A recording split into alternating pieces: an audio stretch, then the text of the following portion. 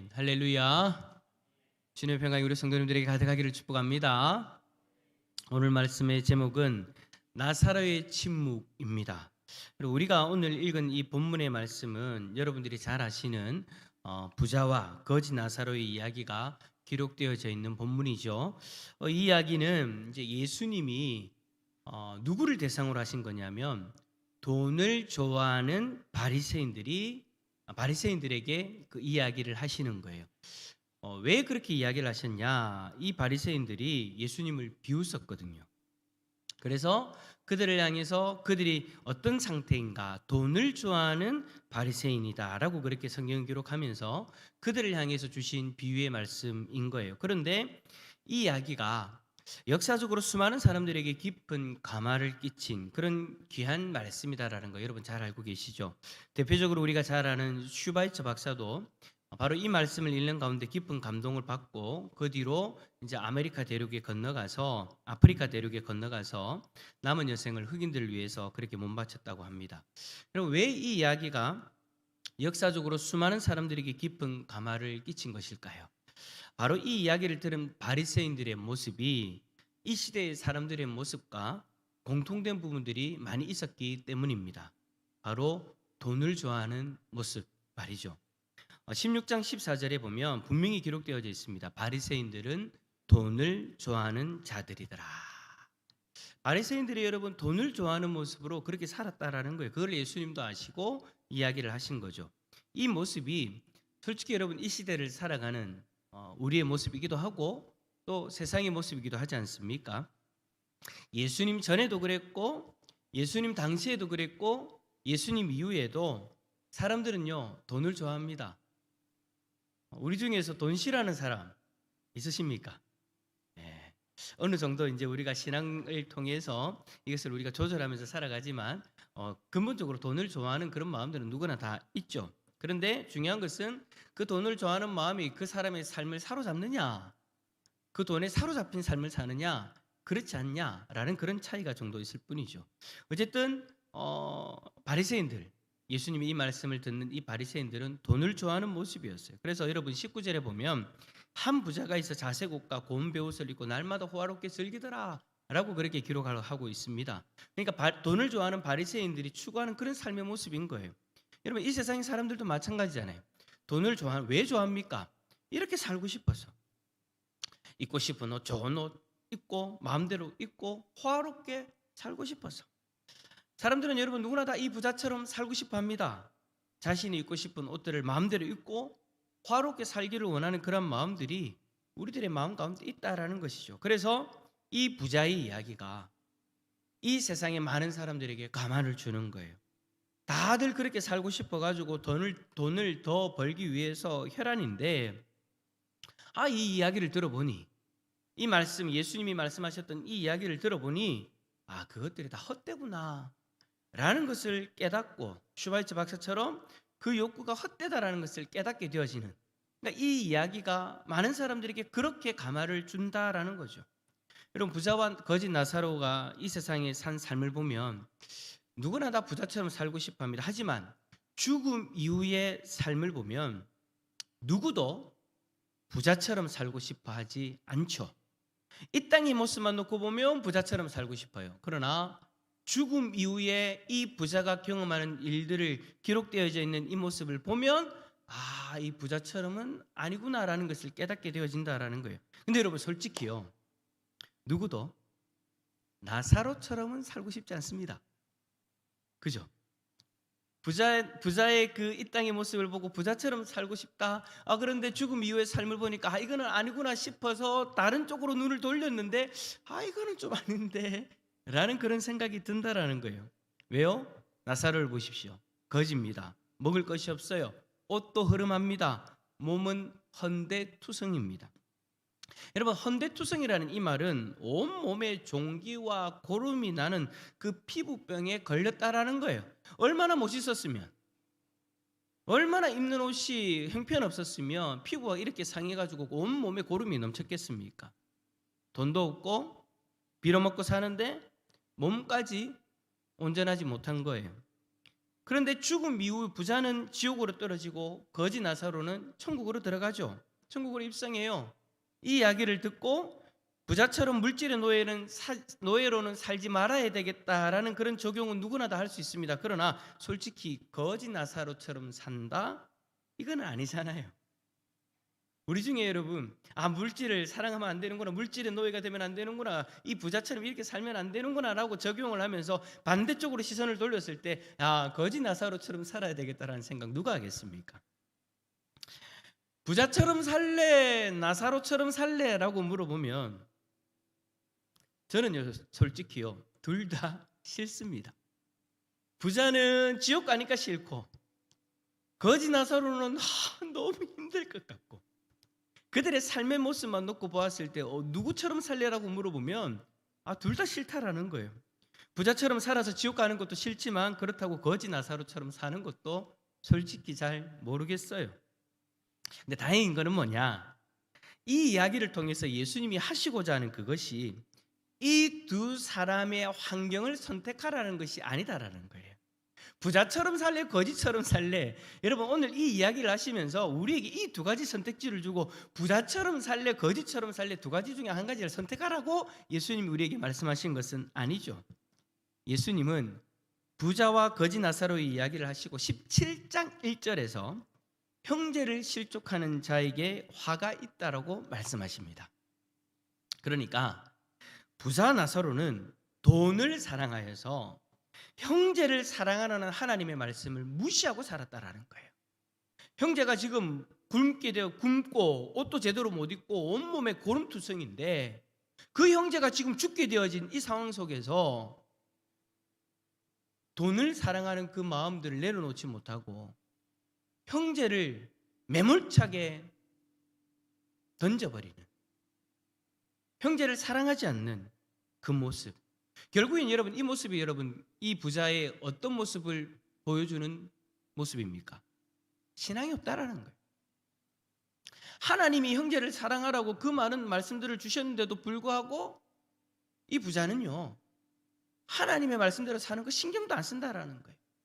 오직 지금 나에게 있는 돈, 그거 가지고 호화롭게 사는 것, 거기에 집중하고 하나님을 섬기지 않는 그런 삶을 살았다라는 것이죠. 만약에 여러분 이 부자가 돈도 있고 물질도 있으면서 하나님을 온전히 섬겼다면 이 부자 나사로가 찾아왔을 때 하나님이 기뻐하시는 것을 선택했겠죠. 바로 그 소외받는 거지 나사로를 돌보고 섬겼다라는 거예요. 섬겼을 거다라는 거예요. 그런데 이 부자는 그러지 않았다라는 거예요. 그러니까 그는 하나님을 섬기지 않은 거죠. 그래서 결국에는 지옥으로 떨어지는 것이 당연하다라고 그렇게 강조하고 계시는 거예요. 그 모습이 지금 예수님 앞에 있는 누구의 모습이다라는 거예요? 바리새인들의 모습이다라는 거예요. 철저하게 외식적으로 하나님 앞에서 거룩한 삶인 것처럼 그렇게 살아가지만 실상 그 속은 하나님을 온전히 섬기지 않는다라는 거예요. 겉으로 드러나 사람들에게 인정받는 모습만 그렇게 보일 뿐이지 속으로는 하나님을 온전히 섬기지 않는 그런 모습. 그러다 보니까 돈을 좋아하고 돈을 사랑하지만 형제를 사랑하지 못하는, 그래서 눈에 불을 켜고 찾는 거예요. 율법대로 살지 않는 이들이 누구인가? 뭐 하기 위해서요? 정죄하기 위해서. 형제를 사랑해서 그를 회복시켜서 하나님을 온전히 섬기도록 만들어야 되는데 그렇게 하지 않고 형제를 미워하고 형제를 정죄하고 그렇게 곤란한 지경에 빠뜨리려고 하는 것이 이 바리새인들의 모습이었다라는 거죠. 그래서 오늘 이 본문을 통해서 이 이야기를 통해서 하나님은 지금 바리새인들의 잘못된 모습을 꼬집고 계시는 거예요. 근데 여러분 저는요 오늘 이 본문의 말씀을 보면서 예수님께서 이렇게 의도적으로 이 이야기를 하시면서 그런 목적을 가지고 이야기하시는 그 가운데 좀 더 우리가 좀 시선을 좀 다른 데로 옮겨서 우리가 지금 잘 생각해보지 못했던 내용들을 좀 한번 살펴보려고 합니다. 그게 뭐냐니까 이 예수님의 이야기 속에 나오는 거지 나사로의 모습이에요. 거지 나사로에게서 여러분 우리는 한 가지 특징을 발견하게 되어지는데 이 특징을 통해서 그의 신앙도 우리가 발견할 수 있는 것 같습니다. 여러분 그 특징이 뭘까요? 바로 침묵하고 있다라는 거예요. 이 거지 나사로는요, 아무 말도 하지 않습니다. 침묵하고 있어요. 죽는 그 순간에도, 그리고 천국에 가서도. 여러분, 이 침묵하는 이 모습을 보면서 세 가지로 나누어서 우리가 한번 좀 생각해보고 함께 은혜를 받으려고 하는데요. 첫 번째는 뭐냐? 나사로는요, 자기 자신에 대해서 침묵합니다. 누구에 대해서 침묵한다고요? 누구에 대해서요? 자기 자신요. 자, 보세요, 여러분. 사람이 극심한 환난을 당할 때 여러분 대부분 어떤 이야기를 합니까? 왜 내가 이런 고난을 당해야 되나? 내가 도대체 뭔 죄를 지었다고 내가 이런 고난을 당해야 되나? 왜 나는 이렇게 못난 인생을 살아가는 것일까? 자기도 모르게 여러분 탄식을 하게 되어지죠. 저절로 탄식이 그렇게 나오게 되는 것 같아요. 그러면서 어떤 안 좋은 습관들이 어떤 모습들이 있느냐, 안 좋은 모습들이 뭐가 있느냐? 항상 남과 비교해요. 저 사람은 저렇게 잘 살아가는데 나는 뭔가. 자기가 다른 사람보다 좀 나은 것 같으면 좀 우쭐해지고 교만해지는 것이 우리들의 모습인데, 반대로 상대편보다 다른 사람들보다 못 살게 되어졌을 때 탄식을 하고 불평하고 불만을 토로하면서 자포자기해버리고, 어떨 때는 스스로를 학대하면서, 학대하는 말을 하면서, 학대하는 행동들을 하면서 스스로 자신의 인생을 저주하는 경멸하는 마음들을 가지게 되어지죠. 나사로 어땠습니까? 극심한 환난 속에서 아무 말도 하지 않습니다. 물론 예수님께서 이 부자에 대한 어떤 꼬집고자 하는 그 어떤 목적이 있으셔서 이 스토리를 이끌어 가시기 때문에 생략되어졌다라고 이야기할 수도 있겠지만, 우리는 여러분 오늘 나사로가 침묵하는 이 모습을 보면서 자신의 삶에 주어진 이 모든 환경들 속에서 어떻게 이렇게 침묵할 수 있나라는 그런 질문들을 하게 되어진다라는 거예요. 여러분이라면 만약에 어떻게 하시겠습니까?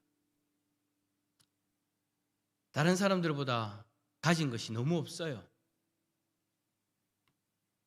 아니, 어떨 때는 사람들에게 빌려야 돼요. 근데 갚을 수 있어서 빌리는 게 아니에요. 죽지 않기 위해서 빌리는 거예요. 살아야 되니까 빌리는 거예요. 근데 여러분, 사람들이 잘 빌려줍니까? 도와주나요? 거절을 당할 때가 더 많죠. 몸도 좋지 않아요.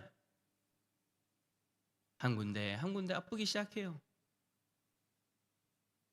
거지 나사로와 같은 이런 상황이 되어진다면 여러분들은 여러분들의 인생을 어떻게 바라보시겠습니까?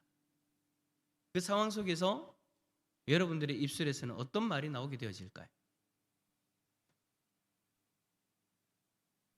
아마도 많은 사람들이 다른 사람들과 비교하면서 그 자신은 그렇지 못한 모습을 불평하고 스스로의 인생을 저주하고 그렇게 살아가기도 하겠죠. 근데 오늘 본문에서는 나사로는 철저하게 침묵을 지켰다라는 거예요. 여기서 여러분, 침묵은요, 단순히 그냥 입을 닫았다가 아니라 자신의 인생을 저주하거나 불평하거나 불만을 토로하지 않았다라는 거예요. 자, 두 번째로 나사로는, 따라서 합시다, 이웃에 대해서 침묵했습니다. 왜 나를 도와주지 않느냐? 왜 너 혼자만 잘 먹고 잘 사느냐? 여러분, 부자를 향해서 여러분 불평함직도 하잖아요.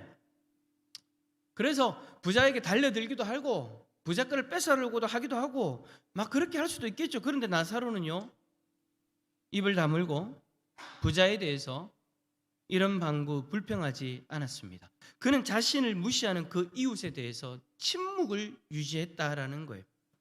예전에 여러분 어떤 젊은 사람이 백화점의 지하 주차장에서 고급 차를 몰고 다니는 여자 한 사람을 납치한 일이 있었습니다.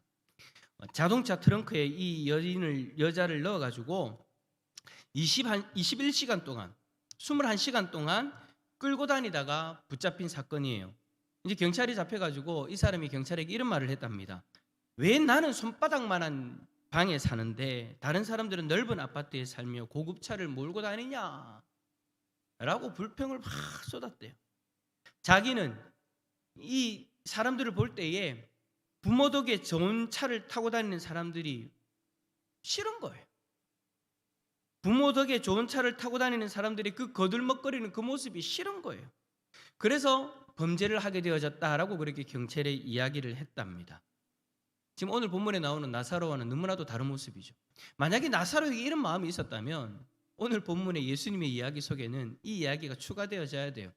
나사로가 거절당하고 화가 나서 부자에게 달려들고 부자 것을 뺏어 먹으려 했더라. 근데 부자가 그것을 막아가지고 나사로를 내쳐가지고 나사로는 죽게 되었더라. 그런 이야기가 뒤에 붙어야 되는 거죠. 그런데 오늘 본문에서는 그런 모습이 전혀 나오지 않아요. 끝까지 어떻게 해요? 자신을 무시하고 자신을 도와주지 않는 그 이웃을 향해서 침묵해요. 이런 모습을 보면서 저는 구약 성경에 나오는 요셉을 생각해 보게 되어집니다. 여러분, 요셉은 어떤 사람입니까? 형들에게 미움을 받았습니다. 형들에게 미움 받아가지고 저 멀리 애굽 땅에 종으로 팔려가게 되어지죠. 그러나 훗날 형들을 만났을 때 이 요셉은 어떻게 합니까? 형들에 대해서 불평을 하지 않습니다. 원망을 하지 않습니다. 당신들 때문에 내가 고생한 것이 얼만데 라고 그렇게 이야기하지 않았다라는 거예요. 비록 종의 신세로 살았지만, 보디발의 아내의 유혹을 뿌리치다가 모함을 받았지만, 감옥에 가는 지경까지 이르렀지만, 성경의 어느 곳을 읽어보아도 요셉이 보디발의 아내에 대해서 한마디 불평했다는 말이 기록되지 않습니다. 심지어는 자신을 오해하고 있는 보디발에 대해서도 원망하는 말이 나오지 않습니다. 그는 자신의 상황에 대해서 침묵하고 언제나 주어진 환경에서 최선을 다했다라는 내용만 나오죠. 그리고 결국 애굽의 총리가 되어지는 복을 누리게 되어졌어요. 그리고 나서 형제들을 만나서 이렇게 말합니다. 창세기 45장 5절 함께 읽어볼까요? 시작. 당신들이 나를 이곳에 팔았다고 해서 구원하시려고 나를 당신들보다 먼저 보내셨나이다. 아멘. 요셉이 침묵한 이유가 분명히 있었어요. 왜요? 그 이유가 뭐라는 거예요? 하나님에 대한 신뢰. 자신을 이 지경으로까지 몰아넣은 형제에 대한 원망이 아니라 자신을 유혹한 그 여인에 대한 불평이 아니라 자신을 믿어주지 않는 주인에 대한 그 원망이 아니라 끝까지 하나님에 대한 신뢰가 있었기 때문에 그 억울한 상황 속에서도 계속해서 침묵할 수 있었다라는 거죠. 불평을 하지 않았다라는 거예요. 원망을 하지 않았다라는 거예요. 여러분 한번 생각해 보세요. 만일 요셉이 불평의 말을 뱉으면서 살았다면 어떻게 보디발에게 인정을 받고 바로의 신하들에게 인정을 받고 바로에게 어찌 인정을 받을 수 있었겠습니까? 요셉은요, 그런 불평 필요 없었던 거예요. 왜요? 그의 마음속에는 하나님에 대한 신뢰가 있었기 때문에. 그것 하나로 언제나 불평 불만을 하려고 하는 그 입을 닫고 침묵하면서 하나님의 인도하심만 바라볼 수 있었다라는 거죠. 사랑하는 성도 여러분, 여러분들을 무시하고 여러분들의 마음을 아프게 하는 이가 있습니까? 여러분의 마음을 속상하게 만드는 그런 사람들이 있습니까? 여러분의 입으로 불평할 필요 없어요. 여러분들의 입으로 그 사람을 향해서 불평을 쏟을 필요가 없다라는 거예요. 우리는요, 그렇게 억울한 순간이 있다 할지라도, 그렇게 한탄스러운 그런 상황 가운데 있다 할지라도 거지 나사로처럼 그리고 요셉처럼 우리 하나님을 신뢰하면서 침묵하면 됩니다. 내 입으로 일부러 불평을 쏟을 필요 없어요. 원망할 필요 없어요. 그 원망과 불평이 누군가를 향하지 않도록 우리들의 입을 닫고 우리는 하나님을 신뢰하는 자리에 서면 되는 것이죠. 그러다고 해서 또 여러분 또 내 말로 억지로 사람들에게 위로를 받으려고 하거나 내가 억울한 상황이다라고 내 상황이 이러니까 나를 위로해달라고 여러분 사람들에게 말할 필요도 없어요. 왜냐하면 그것이 결국에는 불평과 불만이 되어지니까. 그 말을 통해서 누군가를 내 편으로 만들 필요도 없어요. 그렇게 되어지면 내 말을 통해서 또 누군가를 원망하는 것이 퍼지게 되어지니까 우리는요 그냥 입을 다물고 있으면 돼요. 하나님을 신뢰하면서 사람들 앞에서 침묵합시다. 그 모습이 결국에는 하나님을 신뢰하는 이의 온전한 모습인 거예요. 세 번째로 나사로는요 따라서 합시다. 하나님을 향해서도 침묵을 지켰습니다. 여러분 우리가 욥기를 통해서 알 수 있지만 사람이 극심한 환난 속에 처하게 되면은요 하나님 어디 계시는가? 우리 입술을 열기 시작합니다. 하나님은 도대체 뭐 하시는가? 하나님 나에게 왜 이런 환경을 허락하시는가? 아, 하나님 나를 사랑하신다는데 사랑하는 하나님이 왜 나에게 이런 걸 허락하시느냐? 이와 같이 하나님에 대해서도 불평하고 원망을 쏟을 수가 있죠. 근데 여러분, 나사로는 어때요? 처음부터 끝까지 하나님에 대해서도 침묵을 합니다. 마치 여러분, 토기장이가 진흙을 가지고 어떠한 토기를 만들든지 만들어진 토기가 아무 말도 없이 침묵하면서 하나님의 뜻에 순종하는 그 모습처럼 말이죠. 나사로는 극심한 환난 속에서도 하나님을 향해서 불평하거나 원망하지 않아요. 침묵을 지켰어요. 불평하는 입을 열지 않았다라는 거예요. 하나님을 향해 원망하는 말을 쏟지 않았다라는 거예요. 끝까지 하나님 앞에서 하나님을 신뢰하면서 침묵을 지킨 거죠. 여러분, 이러한 침묵, 저와 여러분들의 모습이 되어질 수 있기를 소망합니다. 여러분, 원망을 쏟으려고 하면 여러분들의 삶 가운데 원망을 쏟을 만한, 하나님 앞에서 원망할 만한, 하나님 앞에서 불평할 만한 환경들이 얼마나 많이 있습니까? 찾으려고 하면 얼마든지 찾을 수 있어요. 그러나 그럼에도 불구하고 우리는 하나님을 신뢰하니까 우리 하나님 앞에서 불평하거나 원망하지 않는 거잖아요. 그 모습을 이야기하는 거예요. 올 한 해 하나님 앞에서도 침묵을 지킬 수 있기를 축복합니다. 이걸 또 오해해가지고 그럼 기도도 하지만 그 얘기가 아니라는 거예요. 하나님 앞에서 불평, 불만, 원망, 그 말에 대해서 우리의 입을 침묵시키자라는 것이죠. 인류대학을 졸업한 두 젊은이가 모 백화점에 입사했다고 합니다. 기대와 꿈에 부풀어 있었겠죠. 근데 백화점 사장이요, 이 두 사람을 불러가지고 엘리베이터에서 일하도록 명령했대요. 발령을 했대요. 엘리베이터에서 뭐 하는 겁니까? 사람들을 맞이하는 거예요. 시중 드는 거예요. 올라가겠습니다. 내려가겠습니다. 하는 거 있잖아요. 그죠?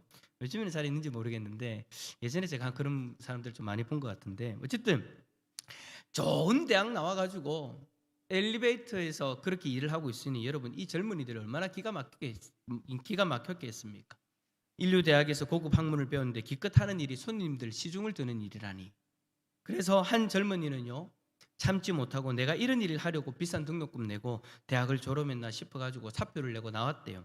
근데 다른 한 젊은이는 달랐대요. 여기는 틀림없이 무엇인가 사장의 의도가 있을 것이다 라고 생각을 하고 불평하지 않고 좀 더 참아보기로 했답니다. 그러면서 일단 일을 맡았으니까 최선을 다해서 일을 했대요. 그런데 일하는 곳인 그 엘리베이터에 있다 보니까 놀라운 이야기들을 듣게 되어지는 거예요. 무슨 이야기냐? 손님들이 엘리베이터를 탔을 때 하는 이야기들을 듣게 되어졌는데 그 이야기들이 뭐냐? 백화점에 대한 생각, 불편함, 어떤 상품을 원하는가? 그런 백화점의 운영에 있어서 도움이 되어지는 이야기들을 막 손님들이 하더라는 거예요. 그래서 이 젊은이는 이런 내용들을 잘 정리해가지고 회의가 있을 때마다 상관에게 보고를 했다고 합니다. 근데 어느 순간 이 건의들이 받아들이기 시작했고 백화점이 손님 교회에 맞춰서 변화되어지기 시작했대요. 그러니까 여러분, 어떤 일이 일어나겠습니까? 당연히 손님도 많아지고 매상도 많이 올라가겠죠. 결국 여러분, 젊은이는 능력을 인정받아가지고 빠른 속도로 진급해서 백화점의 최고 경영자가 되어졌다는 이야기가 있습니다. 여러분, 이 이야기가 우리에게 무엇을 일깨워주는 겁니까? 하나님이 우리에게 맡겨주신 그 환경, 하나님이 우리에게 맡겨주신 그 사명, 하나님이 우리에게 맡겨주신 그 일 가운데에서도 하나님의 선한 계획과 뜻이 있다라는 거예요. 처음에는요, 이해가 안 될 수 있어요. 하나님의 전지전능하심으로 우리들의 삶 가운데 역사하셔서 우리에게 맡겨주시고 우리에게 역사하시는 일인데, 여러분, 우리가 그걸 어떻게 100% 이해할 수 있겠습니까? 그것도 처음에. 시간이 지날서 나중에야 우리가 어느 정도 깨닫게는 되어지겠죠. 근데 처음에는 여러분, 오늘 제가 예화 가운데에서 이야기했던 이 젊은이들처럼 이해가 안 될 수도 있어요. 그러나 여러분, 그렇다고 해서 내 생각으로 이해가 되어지지 않는 하나님의 일이라고 해서 하나님을 향해서 우리 입을 열면 안 된다라는 거예요. 불평을 하거나 원망을 하는 그런 모습들이 나타나면 안 된다라는 거죠. 우리는 여러분, 하나님께서 우리에게 허락하신 그 환경과 사명, 그리고 맡겨진 일에 대해서 어떤 태도를 취하느냐가 너무나도 중요합니다. 불평을 할 것인가? 하나님을 향해서 원망할 것인가? 아니면 그 입을 닫고 침묵하면서 최선을 다할 것인가? 하나님은 그 모습을 보고 계실 거예요. 하나님은 선한 계획을 가지고 우리들의 삶 가운데 우리들에게 여러 가지 환경들을 허락해 주셨는데 그 속에서 불평만 하면서 원망만 하면서 주저앉아 있는 우리들의 모습인가? 아니면 그 속에서 하나님의 선한 계획을 신뢰하고 지금은 내 머리로는 이해가 되지 않지만 하나님의 선한 뜻을 바라보면서 우리에게 주어진 환경 가운데 최선을 다할 것인가? 여러분, 나사로의 이름의 뜻이 무엇인지 아십니까? 바로 하나님이 도우시다예요. 나사로는 죽을 만큼 힘들고 어려운 상황에도 하나님이 자신을 도와주실 것을 믿고 침묵한 거예요. 그러니 결국은 어떻게 되어집니까? 저 천국에 하나님의 그 품에 안기게 되어지는 거죠. 하나님의 품속에서 나사로는 세상에서 누리지 못했던 위로와 평강을 누리게 되어진 거예요. 물론 오늘 본문에서는 아브라함의 품에 안겨졌다라고 이야기하는데 여러분, 그것이 곧 하나님 나라이고 하나님께서 허락하신 환경이기 때문에 제가 하나님 품이다라고 설명을 드리는 거예요. 그것이 여러분 얼마나 좋아 보이면 지옥에 떨어진 그 부자가 부러워할 만큼 그러한 모습인 거예요. 이 세상에서는 다르겠죠. 이 세상에서는 부자가 자기가 최고다라고 생각하고 거지 나사로의 환경을 보면서 마치 하나님이 저주하고 하나님이 버린 인생처럼 취급했을 겁니다. 그런데 여러분, 결국은 아니더라는 거예요. 우리의 인생도 누군가가 봤을 때에는 그런 손가락질을 당한 만한 그런 모습일 수도 있어요.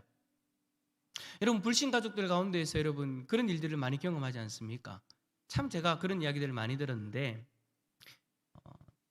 혼자 믿음 생활을 하고 있는 분들이 믿지 않는 사람들로부터 가장 많이 듣는 이야기가 뭐냐? 살아가면서 가장 많이 듣는 이야기가 뭐냐? 너는 예수 믿는다고 하면서 너가 하나님은 도대체 니한테 왜 그러는데? 그 소리인 거예요. 아니, 하나님을 섬긴다고 하면서 하나님이 너에게 좋은 것을 주셔야 되고 부자가 되게 해주셔야 되고 형통하게 해주셔야 되잖아. 근데 하나님은 어디 계신데? 왜 너는 그렇게밖에 못 사는데? 그런 이야기를 많이 듣는다라는 거예요. 여러분, 오늘 나사로가 그런 이야기를 들었지 않겠습니까? 부자가 거지 나사로를 바라보면서 뭐라고 했겠습니까? 니는 왜 그거밖에 못 사는데? 자신은 화롭게 살면서 모든 것을 다 즐기면서 그렇지 못한 인생을 향해서 손가락질을 했겠죠. 그런데 나중에 결국은 뭡니까? 손가락질 했던 그 인생이 자기가 부러워하는 인생이 되어져 버리는 거예요. 사랑하는 성도 여러분, 여러분들의 삶 가운데 하나님은 여전히 선한 뜻과 선한 계획을 가지시고 여러분을 인도하고 계심을 믿음의 눈으로 바라볼 수 있기를 축복합니다. 지금 이해가 되지 않을 수 있어요. 사람들이 손가락질을 하니까, 믿지 않는 가족들이 손가락질을 하니까 사람들이 나를 향해서 비방하기도 하고 나의 인생을 향해서 함부로 평가해버리니까. 그러나 여러분, 우리 하나님은 여전히 살아계시고 우리는 여전히 하나님의 뜻 가운데 있다는 것을 잊지 마시기를 바랍니다. 그 가운데서 여러분, 하나님은 신실하게 여러분들을 인도하시고 여러분들을 하나님의 뜻이 이루어지는 그 복된 자리로 인도하실 거예요. 결국에 웃는 것은 하나님의 백성인 여러분들일 것입니다. 그러니 하나님을 향해서 침묵합시다.